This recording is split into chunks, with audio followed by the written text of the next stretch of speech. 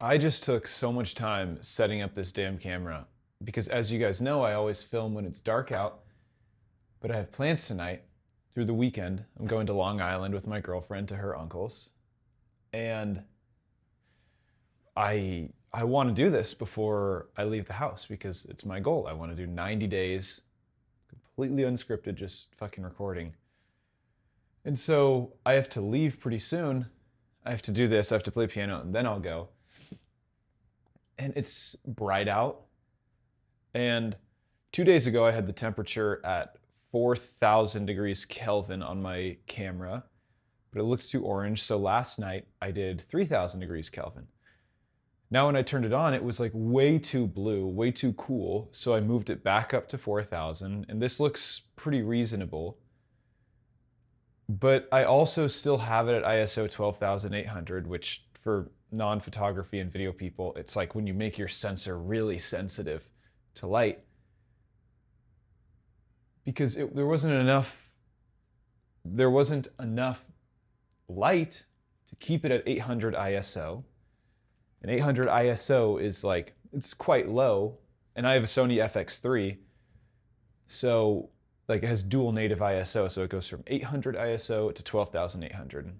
And the 12,800 is supposed to be very clean. And I actually don't know the science behind it, but I know the FX3 is really solid for low light because it has a frame that captures the light.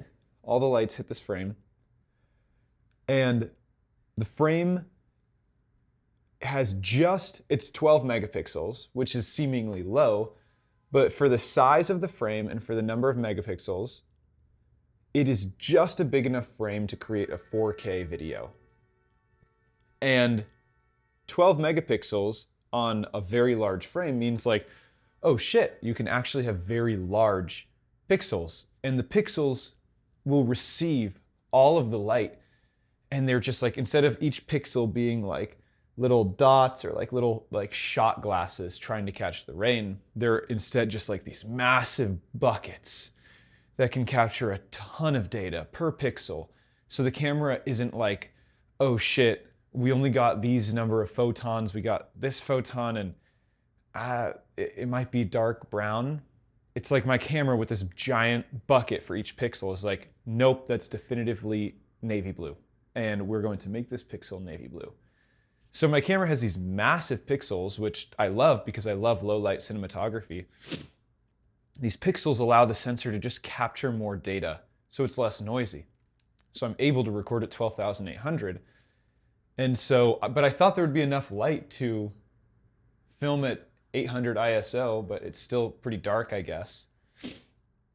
So I just put it up to 12,800 and I just pulled the ND filter down. And I still have like my little stand light right here and my little neon light.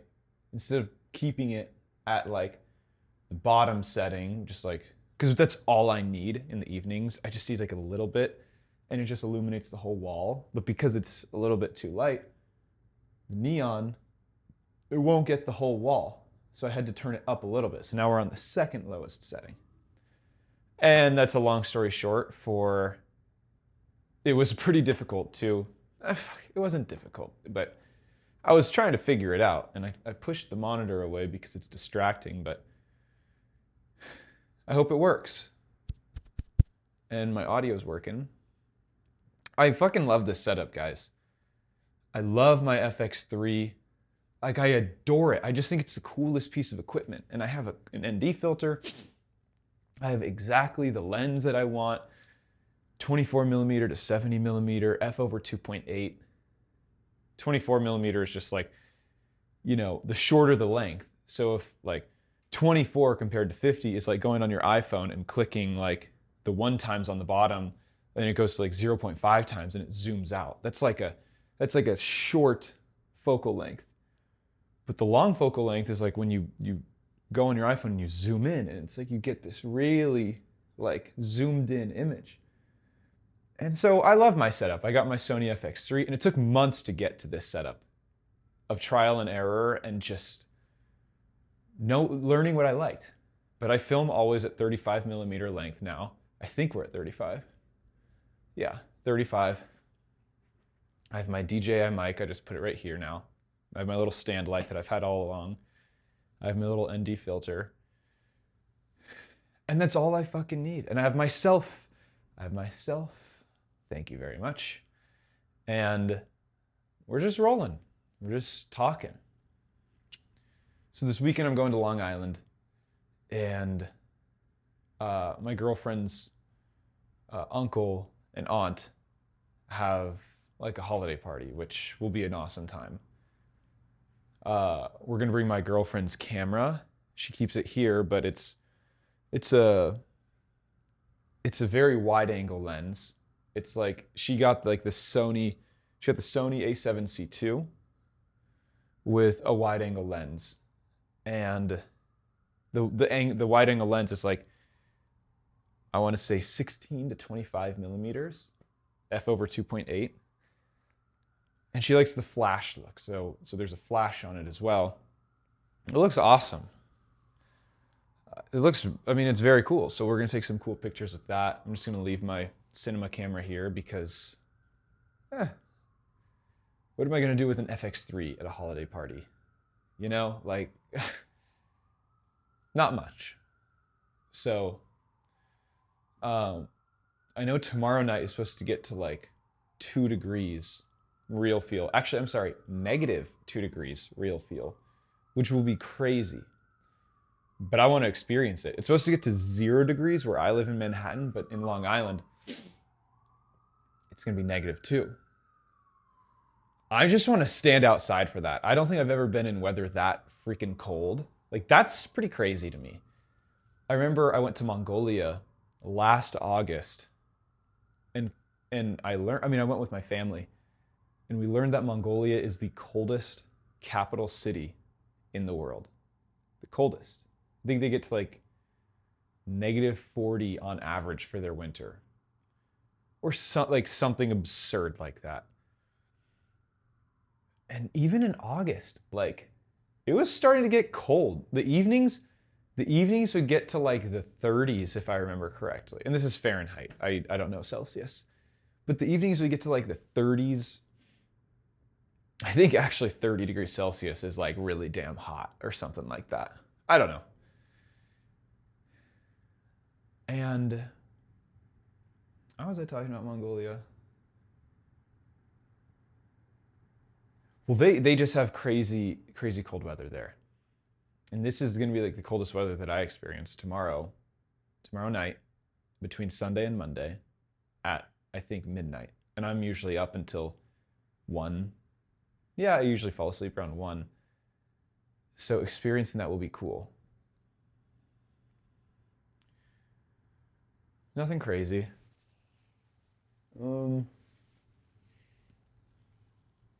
Oh shit, I remember yesterday I was talking about how, maybe in this video I'll talk more about I'll get more in-depth on my career journey.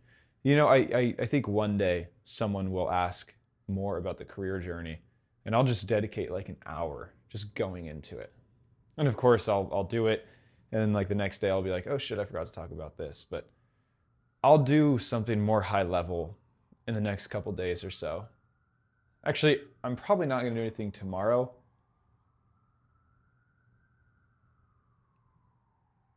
I'll try to do one on Monday. I'd like to do Monday through Friday next week, actually. And shit, it's Christmas. I can't believe that. And then the holiday season's over, which is a disaster because I don't think there's a better freaking time of the year than between like Thanksgiving and Christmas. Thanksgiving, first of all, is my favorite holiday. I love the food. I love how there's still the anticipation of Christmas. I've never given a shit about New Year's. Never. Literally never. And I'm horrible with New Year's resolutions because when I make them, they fit who I want to be for like a month, maybe 2 months. And then before I know it, I'm like, oh shit, I'm interested in something else. I want to do something else that makes more sense for me. And I actually think that's good, but I also think there's a fault in that. Like, I think I should probably find like I think I should probably just stick with a goal for a while. And I do have a couple of goals. I actually do have a couple of goals that are high level enough so that they can be accomplished in whatever way I see fit. But I also have some specific goals. Like, oh my God, can you guys hear this? Police siren? I just walked over to my window and it seems like, I feel like we've been on this call, or on this video chat call. Oh my God, what am I saying? Oh, well, there is a fire truck right at the bottom of my building. And they just parked. Hopefully they'll turn everything off. Oh, all the doors are opening. Okay, it's off. Oh geez, I wonder what happened. Well, I could just stand in front and give you guys a play-by-play, but that honestly seems pretty boring to just... Who cares? I mean... That sounds so fucked up. Who cares? You know, someone probably got hurt. Maybe there's a... I don't think there's a fire, but I imagine someone got hurt. Horrible, but I'm not going to spend this whole video just narrating the fire truck downstairs. What was I talking about? I think I was talking about... well, gee, they're coming into my building. I hope like an elevator didn't get stuck. That would be pretty damn scary.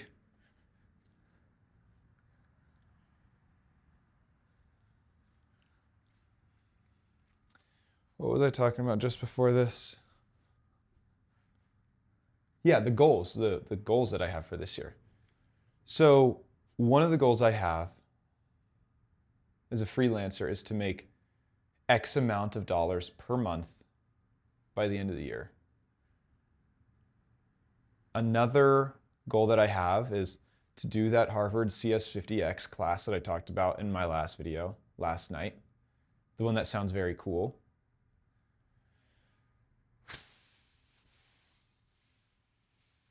I guess continue to build a relationship with myself.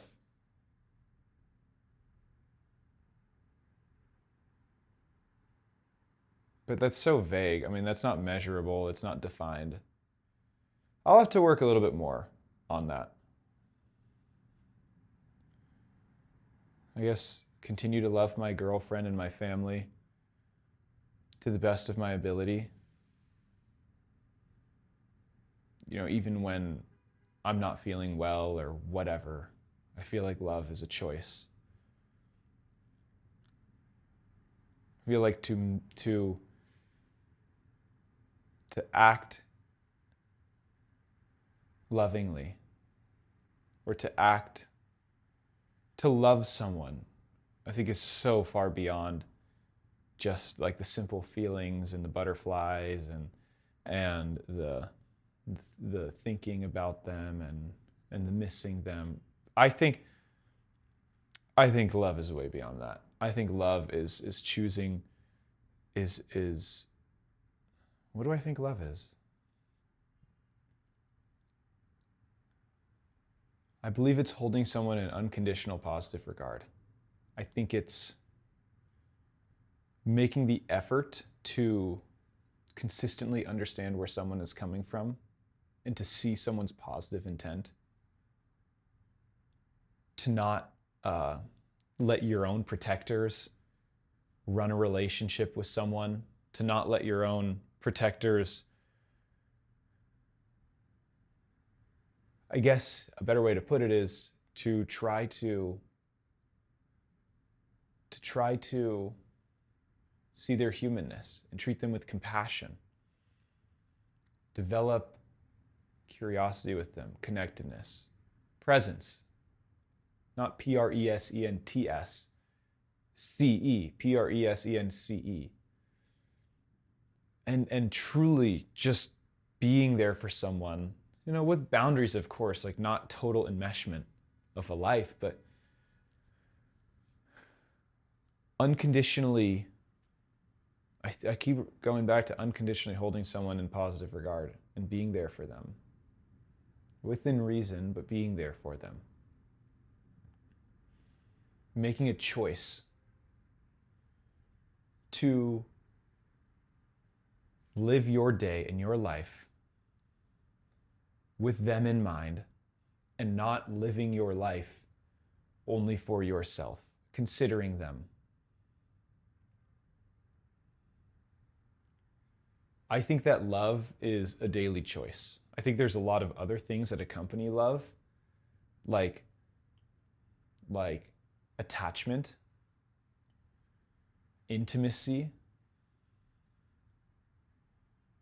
physical intimacy,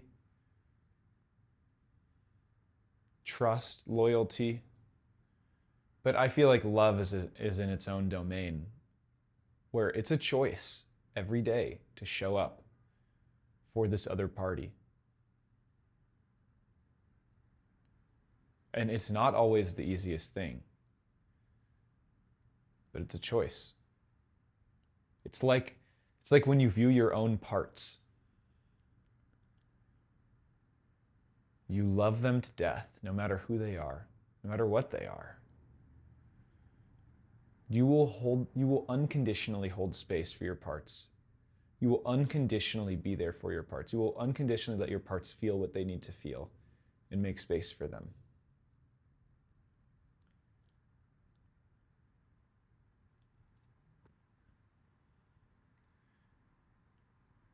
You will unconditionally do your best to validate your part's experience, even if the story isn't right, even if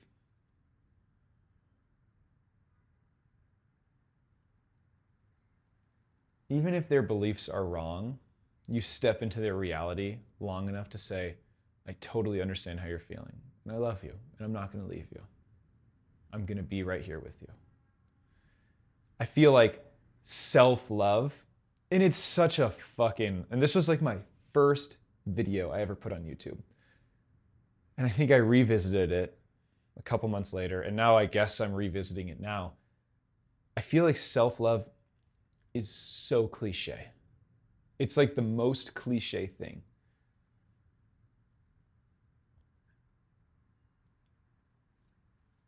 And I believe it's cliche because I believe it's gotten to a point where people just toss it around and think that self-love is as simple as saying nice things to yourself, or buying yourself ice cream, or just spending money for a spa day. And all those things are fine. And I have my own versions of those too. Like yesterday, I just wanted alone time. So I freaking got Panda Express, which isn't the healthiest. And I after work, I just freaking ate Panda Express and just chilled the hell out. And I just opened the window and I let the cold air hit me, and I just want to do it all alone. And that to me is like a profound act of self-love, but it's so much deeper than that too. It's like, what about those parts of me that are extraordinarily tough? What about the shame that I experience for certain area or in certain areas of my life? What about those? How do you love that part of yourself? Do you give it ice cream? And if you give it ice cream, could it really be that that is what that part of you needs? I would say otherwise. I would say it's going to those parts of yourself and feeling exactly what they're feeling because you love them. You don't want them to be alone. And you want to be with them while they're experiencing those feelings so that they can ride out those feelings in this moment with you, and so they don't have to be alone, so that the feeling can pass, and so that these other protective parts of you who are doing their damned best to step in place of your absent self and try to manage the pain, but so those protective parts of you that are trying to take on the role of you, they can relax instead of becoming this hyper achievement oriented person, or instead of becoming this super plastic surgeoned person, or becoming extraordinarily self-critical. Instead of those parts of you trying to take the place of self and ease the shame of not being enough by taking on these impossible roles that will never do anything with the shame other than just shove it deeper, those protective parts can relax because you step in. The parent steps into the room and everything can relax. It's like,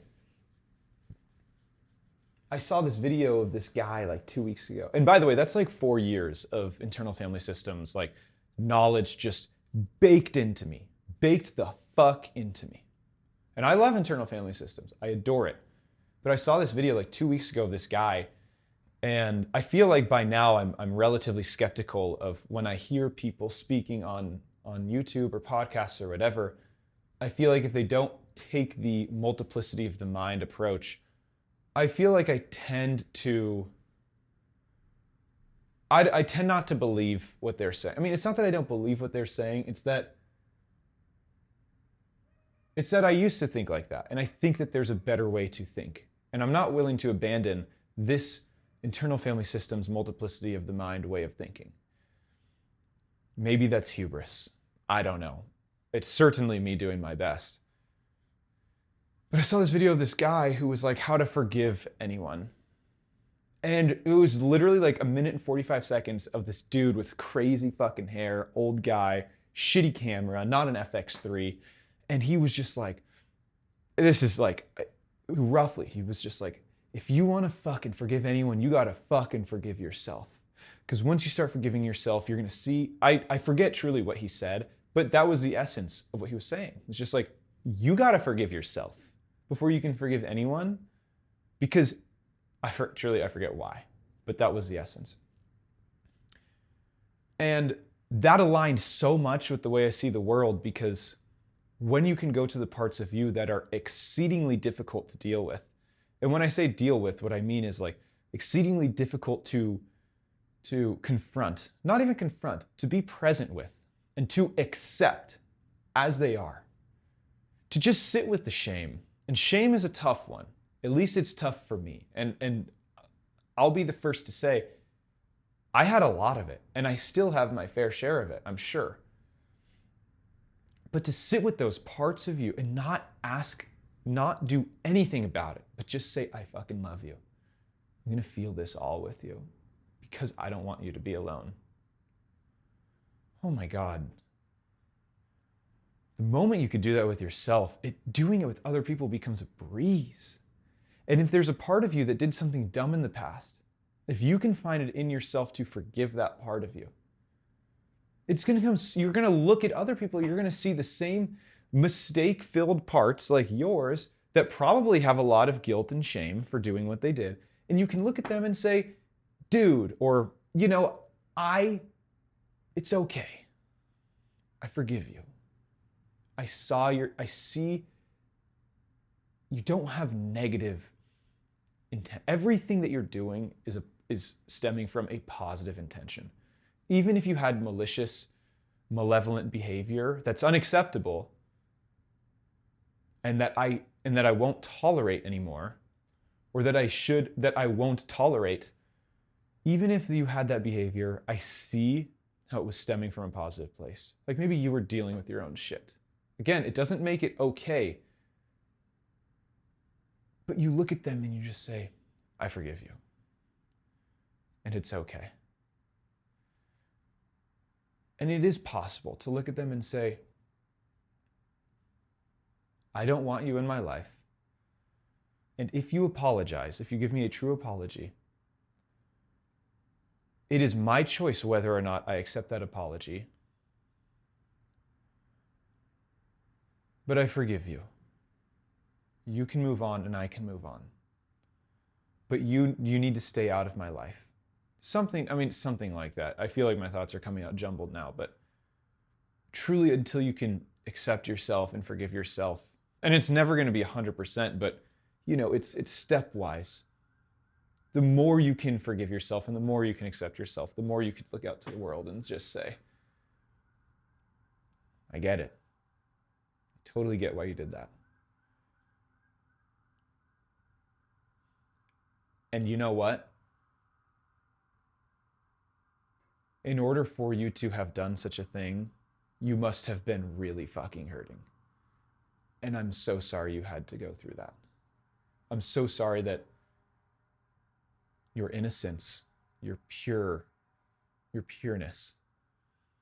was marred in a way that made you behave like this. Again, let's just go our separate ways, but I see the humanness in you. Geez, I don't know how we got here. I really don't know at all. But we're here.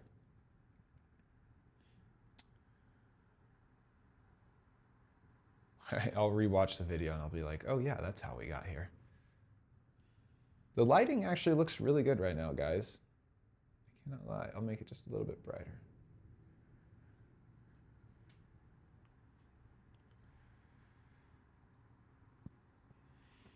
Maybe that's it for today. I don't know. I'm really fucking liking talking right now.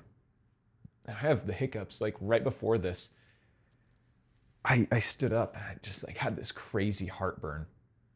And I was like, yeah, I need my Tums Ultra. And I just downed 4 of them. Had some water, put my mic on, stood in front of the camera and hit record. But I guess 4,000 milligrams of calcium carbonate. I know I'm probably butchering it, but 4 Tums Ultras doesn't even do it for me. That's the thing. I get it from my dad. My older brother gets it from my dad, or one of my older brothers gets it from my dad. It's just like heartburn. Like I remember my dad like, oh, a lot of the lights just came on. I don't like those lights to be on because it kind of fucks up all of the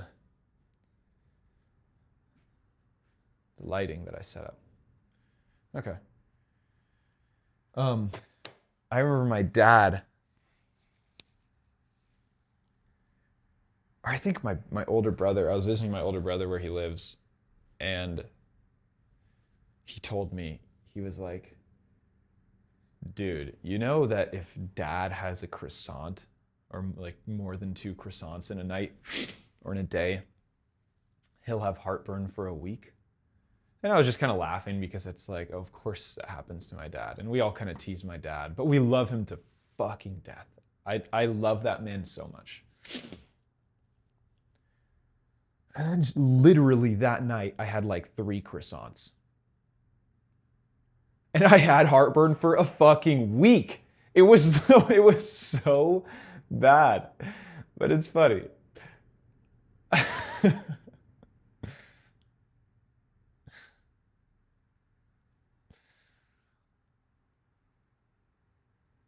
Anyway.